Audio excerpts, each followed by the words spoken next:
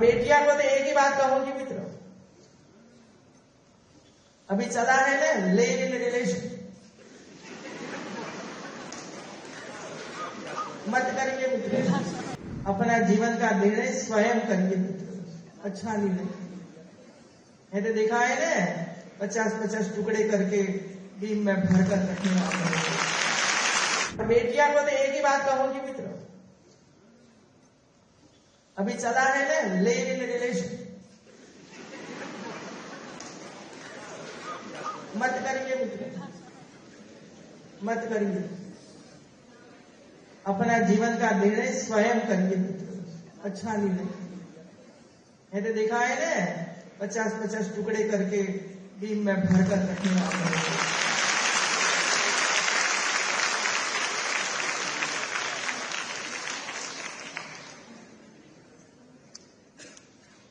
पता नहीं मुझे पिछले 10 दिन से ऐसे जानकारियां प्राप्त होती है, ऐसा मैं देखती हूं तो मुझे इतना कष्ट होता है कि हमारी बेटियां ऐसा नहीं करती। एक हाईकोर्ट जज आके मुझे समय दिया, मुझे मिलना है आपको। मैंने कहा भाई जज है, मुझे भी मिलना चाहते, तो आए, आधा घंटा बैठे। उन्होंने जो चिंता व्यक्त की मेरे सामने पॉक्सो एक्ट के बारे में बताया। जो गलत काम करते हैं, भाग जाते हैं, वैसे वैसे लोग एक जगह पर रहते हैं। इतने दुखी थे और उन्होंने मुझे बताया कि मैडम हमें 1-2 लोग हैं, हमें न्याय भी देना है, समय नहीं है, तो हम क्या करें, तो आप मदद कीजिए। मैंने कहा जरूर मदद करेंगे, बोलिए क्या करना है।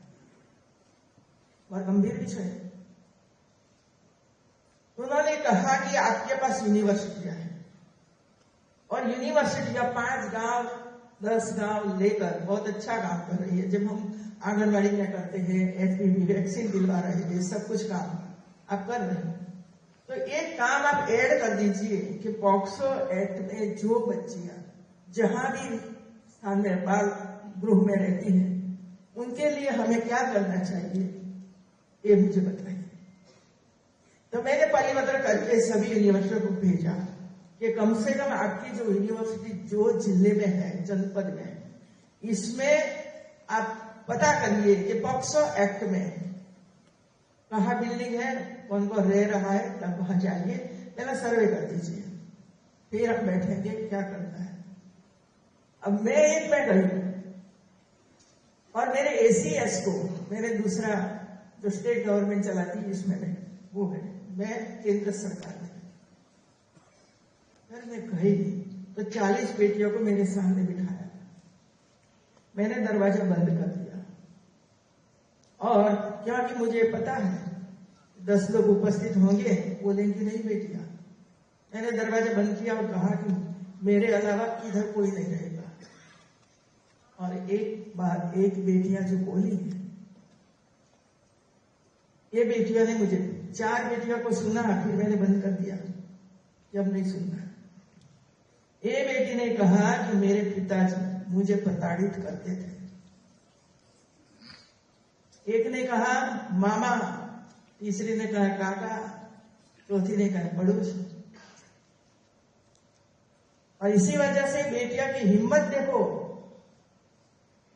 वो पुलिस स्टेशन पर गई, एफआईआर दर्ज कराई पिता के सामने, पिता की धरपकड़ हुई, जेल में गए और ये बेटी को घर छोड़ना पड़ा और वे पॉक्सो एक्ट के नीचे वहां रहती है। तो ये ग्रुप तो ये था। पढ़ाई का क्या, मैंने पूछा, सबको पढ़ना है, लेकिन बीमारी ये है कहां जाए पढ़ने के लिए। मैंने मंगवाया है कि ये बेटियां कितना पढ़ा, कहां से वो आई, उसका लीविंग सर्टिफिकेट मंगवाइए और हम उसकी व्यवस्था करेंगे पढ़ने के लिए। फिर दूसरा एक ग्रुप दूसरे मंजिले पर, वहां मैं चढ़ी ऊपर और एक कमरे में 80 बेटियां थी। उम्र थी शायद 15 से 13 से लेकर 15, 17, 18, 19, 20 साल की, सबके पास 1 साल का, 2 महीने का, 4 महीने का बच्चा था।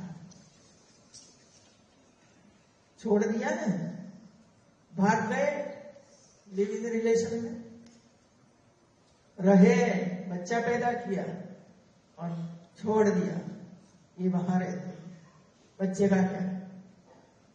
और तीसरा ग्रुप जो प्रेग्नेंट और नॉट प्रेग्नेंट, उसको मैं आप क्या करना चाहते हो?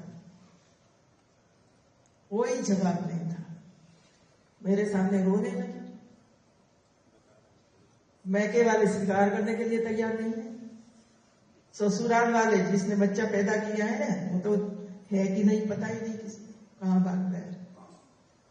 और इसी वजह से मैं कहती हूँ बेटियों को, सावधान रहिए, समाज ऐसा ही शोषण करता है। और जो आम होती है ना, आम को चूस लेते हैं और अंदर की गोटली है ना वो फेंक देते हैं। इसी तरह बेटियां का शोषण होता है और जरूरत दूसरी आ गई, पहली को छोड़ दिया। समाज है, इसके सामने हमें लड़ना है, लड़ना है इनके सामने, चौकन्ना रहना है, सावधान रहना है। कोई हमारा शोषण, चाहे कोई भी संस्था में आप काम करते हो, चाहे यूनिवर्सिटी में काम करते हो, चाहे स्कूल में काम करते हो, चाहे हॉस्पिटल में काम करते हो, चाहे कोई बिल्डिंग कंस्ट्रक्शन में काम करते हो, या तो चाहे कोई रिसर्च सेंटर पर काम करते हो, ऐसी मांग आएगी नहीं। ताकि सब जगहों पर काले कौवे है ही, इसे सकंजा में नहीं आना है। यही मेरा अंतिम आदेश है आप सब लोगों को। बस